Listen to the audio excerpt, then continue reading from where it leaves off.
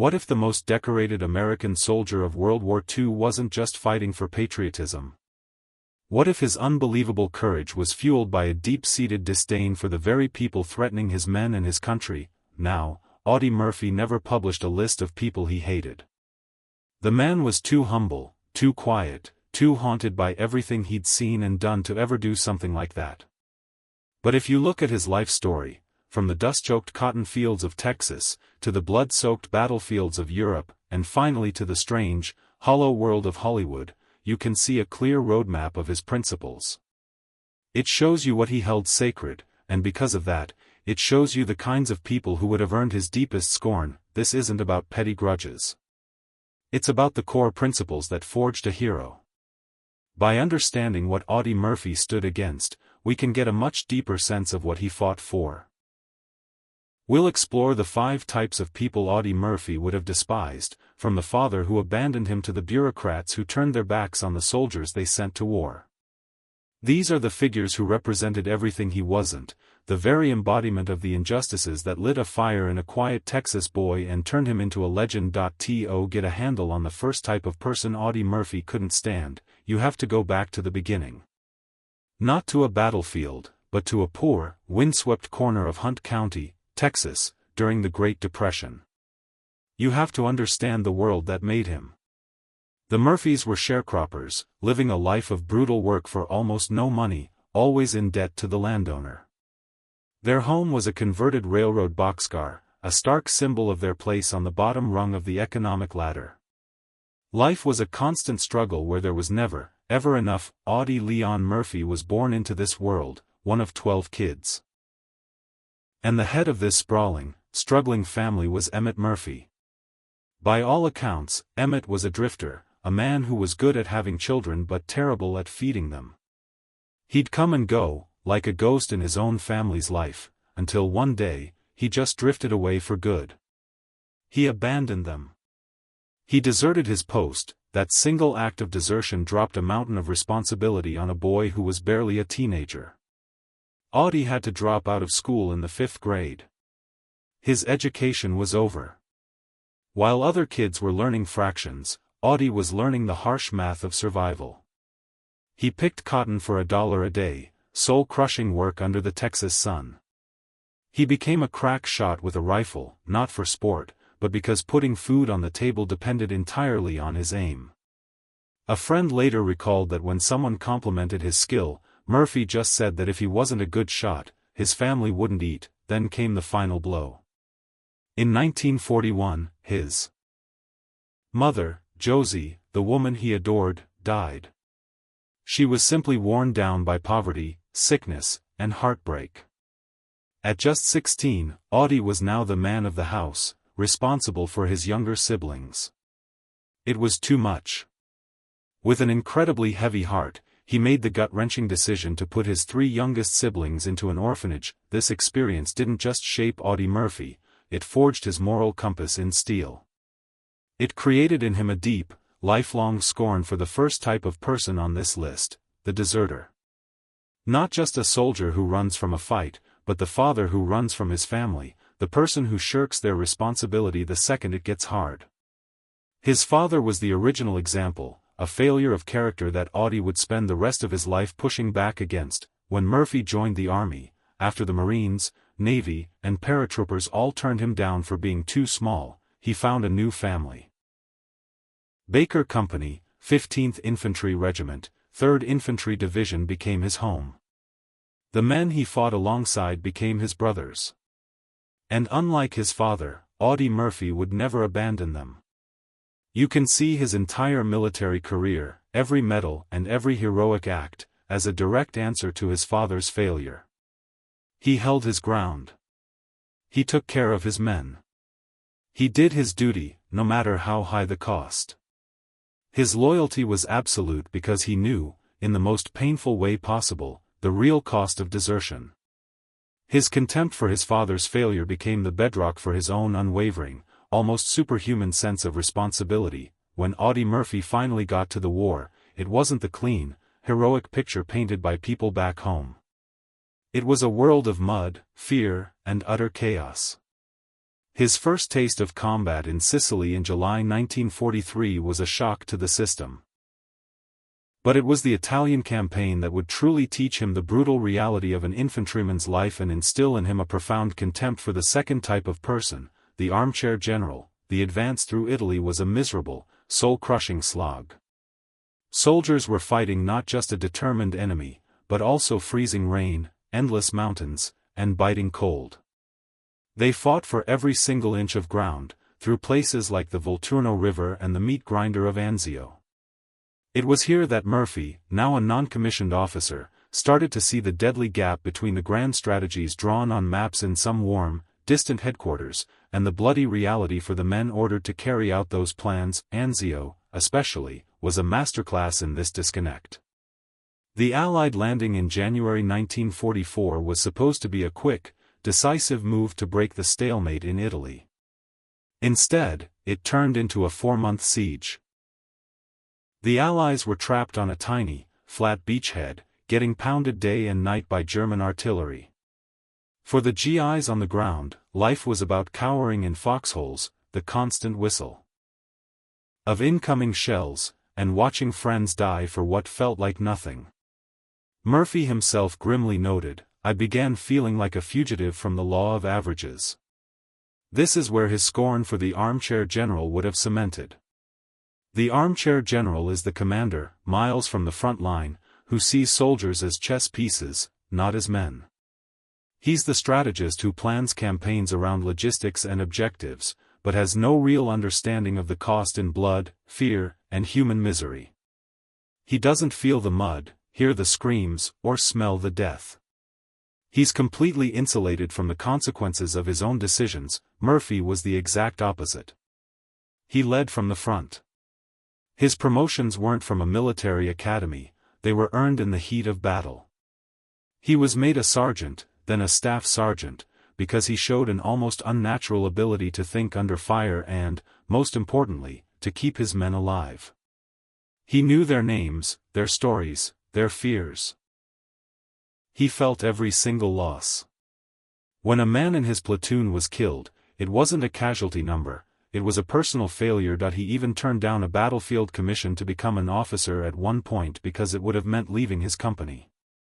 His loyalty was to the guys in the foxholes next to him, not to some career path. He knew leadership wasn't about the rank on your collar, it was about trust earned through shared risk. Murphy would have had zero patience for any officer who issued orders from a safe bunker, who talked about acceptable losses, or who just didn't get the human toll of his commands. He would have seen that man as a dangerous fool whose detachment got good men killed. His entire leadership style was a rebuke to that kind of command. He led by example, never asking his men to do anything he wasn't willing to do himself. The third type of person Audie Murphy stood against is the most dangerous of all, the bully. And not just a schoolyard bully. We're talking about the bully on a global scale, the tyrant, the oppressor.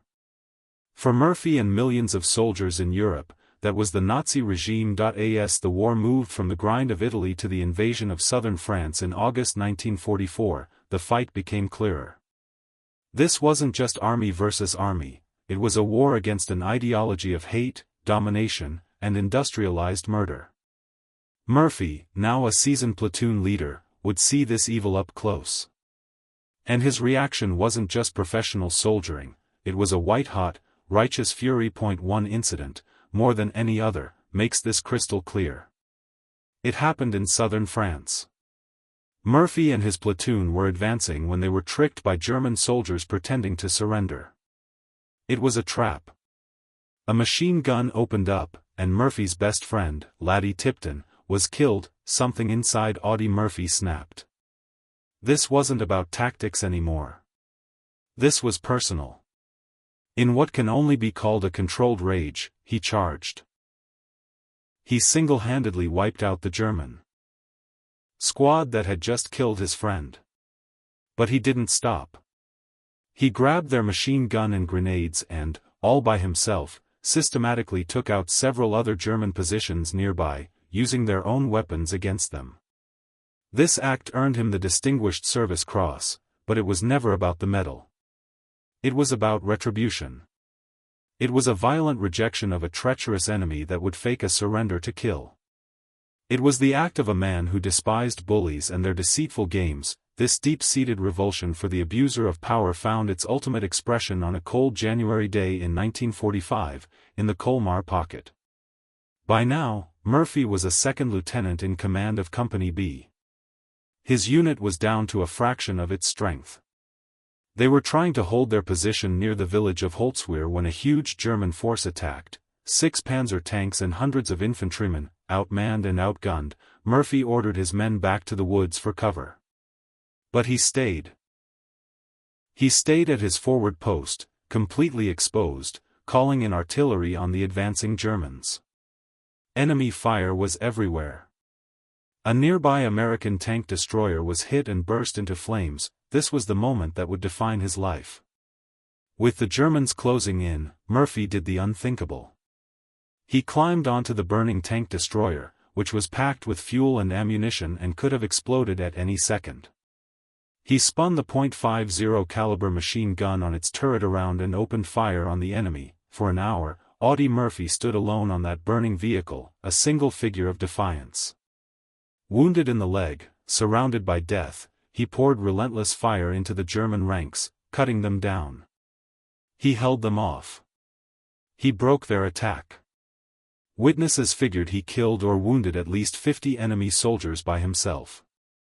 Only when he ran out of ammunition did he climb down, limp back to his men, and, refusing medical treatment, organize a counterattack that drove the Germans off the field. For this, he was awarded the Medal of Honor. But just calling it bravery misses the point. It was an act of profound defiance. It was a stand against an enemy that represented oppression and tyranny. He wasn't just defending a patch of woods. He was defending the very idea of freedom against an ideology that wanted to snuff it out. He saw the Nazis for what they were, bullies on a monstrous scale, and he met their aggression with a fury that became a legend. This level of sacrifice, this absolute commitment to stand against evil, deserves to be remembered. It's a story that transcends time and speaks to the core of what it means to defend what is right. If you believe these stories of courage and conviction are important, that they need to be told and retold, take a moment to hit that like button and subscribe to the channel. By doing so, you help ensure that the legacy of heroes like Audie Murphy, and the values they fought for, are never forgotten. When the war in Europe ended, Audie Murphy came home. He wasn't an anonymous Texas farm boy anymore. He was a national hero. His face, still so young despite everything it had seen, was on the cover of Life magazine. He was greeted with parades, parties, and praise. But this switch, from the hell of the front lines to the fanfare back home, would expose him to the fourth type of person he had no time for, the fair-weather patriot. The fair-weather patriot is someone who's loud about their love of country but has no clue what that patriotism actually costs. They wave the flag, but they've never had to fold one for a fallen friend. They talk about glory but know nothing of the gore. They consume a sanitized, romantic version of war, and Murphy was now in the heart of the industry that produced it, Hollywood. Invited to Hollywood by the actor James Cagney, Murphy started a new career. It was a massive culture shock. He came from a world where survival was a daily coin toss and loyalty was everything. Now he was in a world of fake glamour, shallow relationships, and business deals. The GIs who returned from the war found a country that hadn't been physically touched by it. While they carried deep, invisible scars, many civilians were just eager to move on and enjoy the post-war boom. Murphy would have felt this disconnect deeply. Hollywood wanted to squeeze him into the mold of the clean-cut, all-American hero. They wanted to sell his story, but only a version the public could handle. This led to the 1955 movie, To Hell and Back, based on his own autobiography. The studio convinced Murphy to play himself, saying it would make the film more authentic. Just imagine the psychological torture of that. Reliving the most traumatic events of your life, not in therapy, but for entertainment. Recreating the moment your best friend was killed, restaging the battle that nearly killed you, all while cameras rolled. He was basically being asked to package his own trauma for public consumption. While the film was a huge hit, the experience likely solidified his contempt for those who profited from a war they never fought. He would have seen fair-weather patriots everywhere. Studio executives who saw his heroism as a product to be sold. Fans who cheered for the hero on screen, but had no idea about the nightmares that haunted the real man. Politicians who gave soaring speeches about sacrifice, but then failed to support the veterans who had actually done the sacrificing. Murphy's integrity in this world was incredible. Later in his life, when he was in deep financial trouble from gambling and bad investments, he was offered big money to do commercials for alcohol and cigarettes. He turned them all down. He said he didn't want to set a bad example. This was a man who, even when he was broke, refused to sell out his principles. He had a quiet scorn for hypocrisy. He knew the difference between real patriotism, which is quiet, costly, and lived through action, and the loud, shallow performance of the fair-weather patriot. He had paid for his beliefs with his blood and his peace of mind, and he would have had no respect for anyone who treated patriotism like a costume. Audie Murphy's final battle wasn't fought on a foreign field. It was fought in the quiet of his own mind, and in the halls of power on behalf of his fellow soldiers. This is where he confronted the fifth and final type of person he truly despised, the bureaucrat who forgets the veteran. When Murphy came home, he brought the war back with him. He was tormented by insomnia, depression, and terrible nightmares. He slept with a loaded pistol under his pillow, not for show, but out of a deep-seated fear. Today, we call this post-traumatic stress disorder, or PTSD. Back then, it was dismissed with crude terms like shell shock or battle fatigue. It was seen as a character flaw, not a legitimate wound of war. Murphy knew better. He knew the invisible wounds were just as real, and often worse, than the physical ones. He struggled with his own demons, becoming dependent on prescribed sleeping pills. In a display of that same iron will from the battlefield, he locked himself in a motel room for a week and forced himself through a brutal, cold-turkey withdrawal to break the addiction. Having won this private battle, he did something incredible for a man of his fame.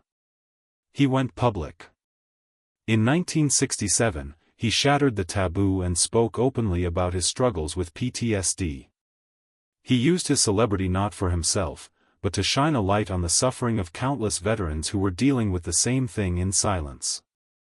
He became a powerful voice, demanding that the U.S. government stop ignoring the problem.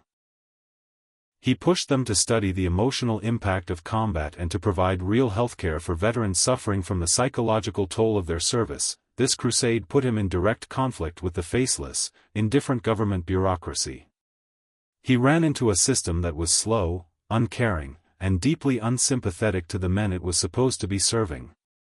This was the bureaucrat who forgets, the paper pusher who sees a veteran not as a man who bled for his country, but as a case file to be managed at minimum cost.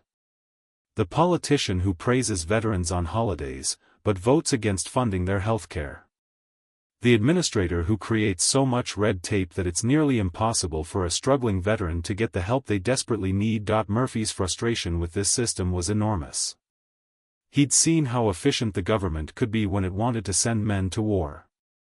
But when those same men came home broken, the system suddenly became slow and incompetent.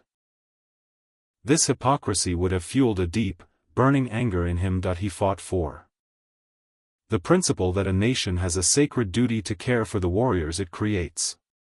To send a man to hell and back and then just abandon him was, in Murphy's eyes, the ultimate betrayal. It was a failure of duty on a national scale, echoing the personal abandonment he'd felt as a child. The bureaucrat who denied a veteran care was no different than the father who walked away from his family. Both were deserters. The Audie L. Murphy Memorial VA Hospital in San Antonio, Texas, stands today as a testament to his final, and perhaps most important, fight. So, who were the 5 people Audie Murphy despised? He never gave us a list, but his life gives us the answers. He despised the deserter of duty, the person like his own father who abandons their post and leaves others to carry the weight. For Murphy, a man defined by loyalty, this was the original sin that he despised the armchair general, the detached leader who plays with lives from a safe distance, blind to the true cost of his orders. For Murphy, who led from the front, this was a betrayal of what leadership means that he despised the bully, the tyrant who uses power and brutality to crush others. His entire war effort, especially that furious stand on a burning tank, was a violent rejection of the Nazi ideology that he despised the fair-weather patriot, the one who uses the symbols of patriotism without understanding its price. For Murphy, who lived the grim reality, the hypocrisy of selling a sanitized version of war was a deep insult, and finally, he despised the bureaucrat who forgets the veteran, the cog in the machine that turns its back on a wounded warrior. For Murphy, who fought his last great battle for his comrades' mental health, this was the ultimate national disgrace, but this list isn't the story of a bitter man. It's the negative image of a positive belief system. It shows us what Audie Murphy loved: loyalty. Leadership born from shared sacrifice. Justice. Authentic, quiet patriotism. And above all else, he loved the common soldier. His legacy isn't just in the dozens of medals he received, but in the values they represent. He was a man forged by poverty and abandonment who became the ultimate symbol of duty. Audie Murphy's life shows us that sometimes, the clearest way to see what makes a hero is to understand exactly who and what they stood against.